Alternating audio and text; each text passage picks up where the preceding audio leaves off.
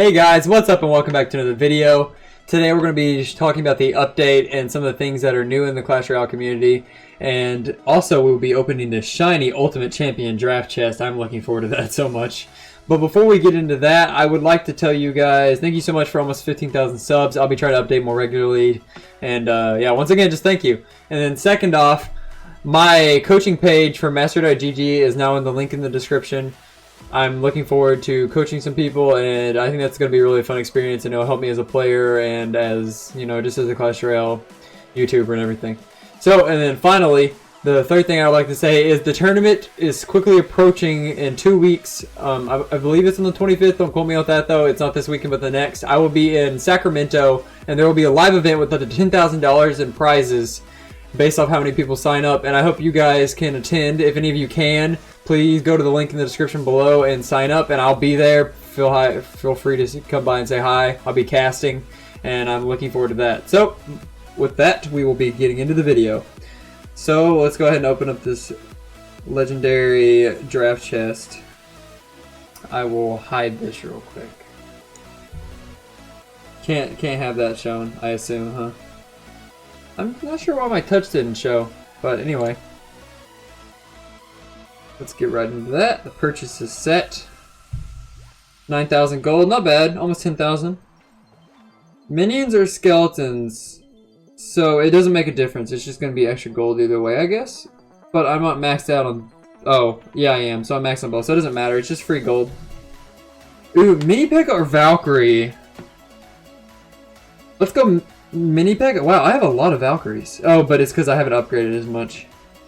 Actually, let's go Valkyries. I really like Valkyries right now, actually. So, I don't mind choosing her. Okay, Tornado is my favorite card. So, without a doubt, we're going Tornado here. Even if it doesn't get that much better when you level it up, but Tornado, without a doubt. What do I want to max first? I think I want to max through muskets first. I haven't been using Tombstone as much anymore. Definitely Balloon. Definitely Balloon. Balloon's so strong right now. A lot of people hate it. Bowler or guards? Let's go bowler. I like bowler.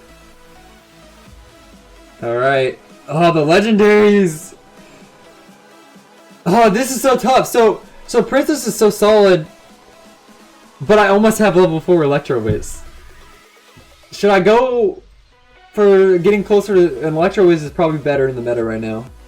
Or should I go ahead and get Princess?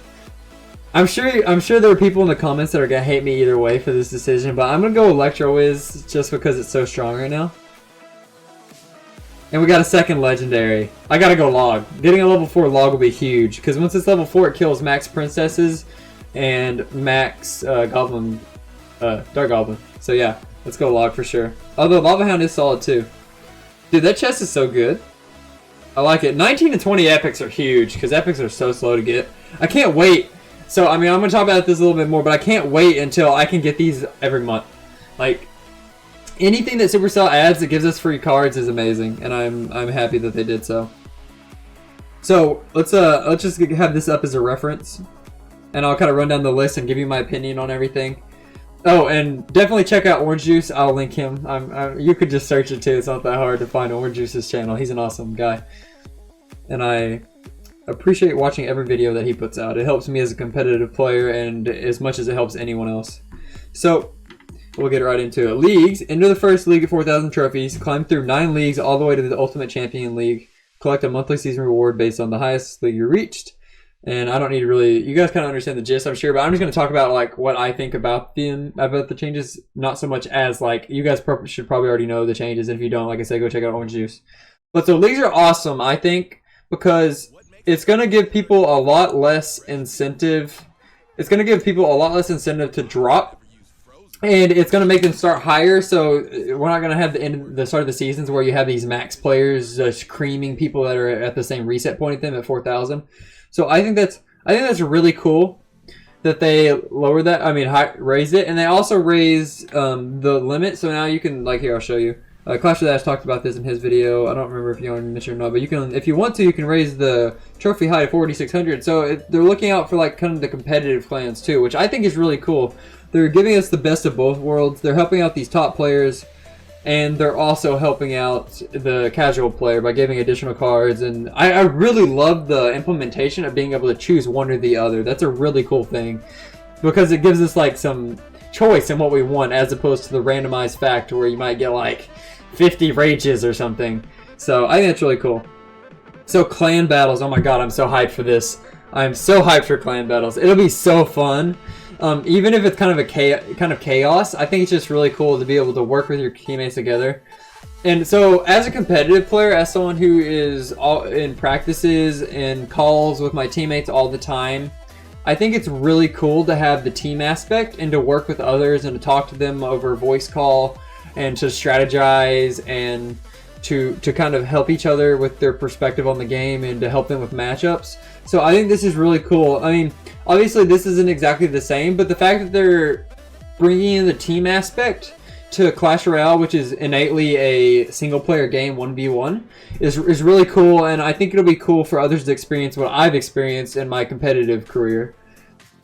Oh, and speaking of my competitive career, I don't know if you guys saw, but I participated in the Queso Cup, which is a big tournament held by Alvaro, a really big Spanish YouTuber. I think he has over 2 million subs, and he live streamed it and had like 40,000 viewers.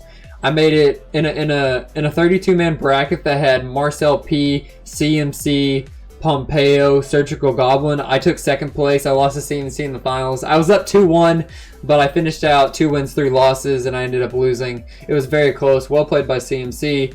If you guys want to see that and see me play, unfortunately I couldn't show the replays because the update came the next morning and deleted them all.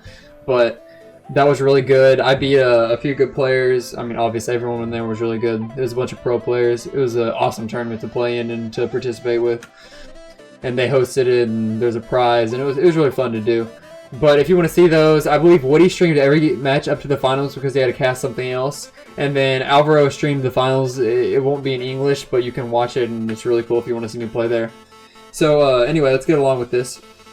New cards. So the Bandit is the one coming first, and it's the one that I think is the coolest. I really love how they did the Bandit. It's kind of like a Knight, but less health, more damage. And people, I saw some people saying they thought it would be weak, but it's 3 elixir, so same cost as the Knight, and it's more like, so it can be defensive and then turn offensive. I think it has more offensive use than the Knight, less on defense. But they're not the same card. Don't compare them. I think it looks so good paired with Miner, paired with Battle Ram, especially Battle Ram looks so cool with that card. If you haven't seen Orange Juice's video, once again, go watch it. He paired it so well when he played Woody. So you put the tank in front, and then the Bandit's just like dashing around, killing everything, and even skeletons because of its fast attack speed. And when it's behind a tank too, it runs decently fast. And then it also has the dash, and the dash can catch people off guard so hard. I think it's going to be a really fun card to learn.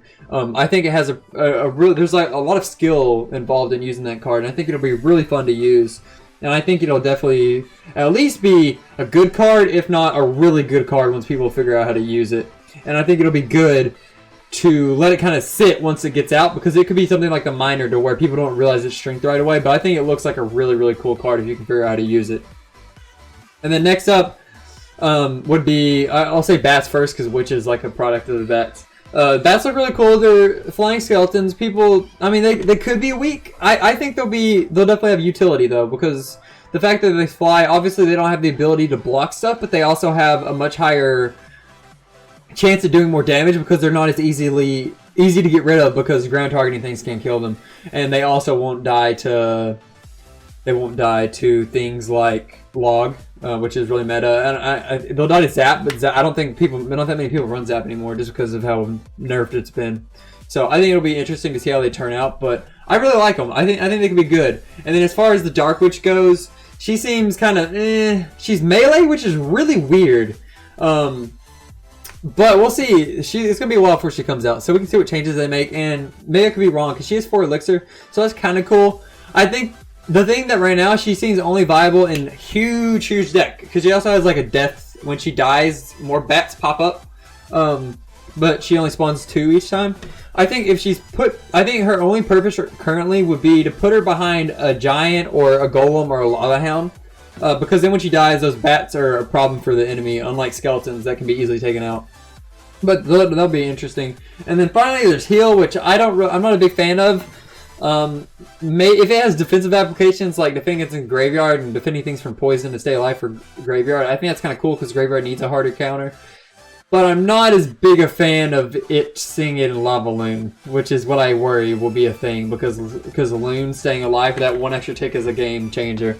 But we'll see how that turns out. Who knows? We don't know until we get to play it. So next up, the clan chest is moved from Friday to Monday. Thanks for the feedback on this.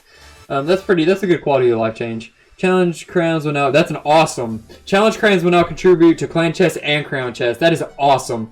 So now, if you're really high up in trophies, you don't have to drop trophies, risk dropping trophies, or just grinding, because those ladder matches can take a long time. I mean, they're just grinds. And yeah, so you don't have to mess around with that now. You can just win some classic challenges. So that's really cool. And cards now have a tournament level button. Once again, dude, Clash Royale is really awesome in this patch with quality of life changes. Now, if you have like a level 13 common, you can just click the tournament level button and it'll show you the stats for that. And then when you're doing friendly battles, that's awesome for competitive players as well, because I have all the spell damages memorized, but I don't have everything memorized. So that's pretty cool. And then this is another awesome quality of life change. I mean, obviously improvements. What do you think those are, Colton? But yeah, spectating my clanmates' battles, I don't have to have them added as friends. This could be a slight issue with spying, but clans like mine don't let that happen. But I mean, that's more of a competitive level thing. I'm sure most people aren't worried about that. And then, so friendless, you could sort. That's really nice, although it freezes the game right now. And some bugs are expected with every patch change. There's been some bugs this patch, but I'm sure they'll fix it soon. New trainers, whatever. Rebalance some cards. Okay, so let me talk about this a little bit. So, the log, -4 damage. Wait, isn't this an old one? Oh, wait, they already nerfed log? I didn't realize that. Oh yeah, 96 tower damage. I didn't realize they had nerfed the damage. I thought they had only... Isn't that the second time they've done that? I thought that they had only reduced the range and then bug fixed it because there's an issue with dropping on the tower or whatever. Either way, let me read into these again. Okay, but that's fair. Ability chip damage to tower also have down on this card, and that's fair. Log is really, really strong. Arrows projectile speed. That is really, really cool. I think that'll help phase it into the meta. That's a cool buff. Arrows were already fringe used, and now they'll probably actually be used pretty often. I don't like that they're used on Lava Hound. Lava Loon is probably the most annoying deck IMO. But that's a good change. I don't think that clone change will really do anything. No one really runs Sparky anyway that's decent at the game. Not to say if you use Sparky you're bad, but it's just not a very good card in my opinion. Lumberjack's Rage Direction plus 0.5 seconds. But that doesn't really affect level 1, I guess. Oh no, plus 1.5 and then 0.5 per... Okay, that's cool. That's cool. I don't think it'll be used still. Bomb Tower, that's a good buff. I mean, it's still gonna suck, but that's really cool that it won't miss skeletons and goblins now. Electro Whiz, no longer permanently stuns. Thank you. Bowler got on my nerves, man. When my bowler's like, and he just sits there getting zapped every 3 seconds, never actually throwing his ball. That's really cool. And Tornado can be placed on top of buildings. Still won't do any damage to buildings or pull them, but at least you'll be able to play it directly on top of them if you wish, which is cool. That could have some fringe uses with activating King Tower, maybe, or not activating. Well, maybe.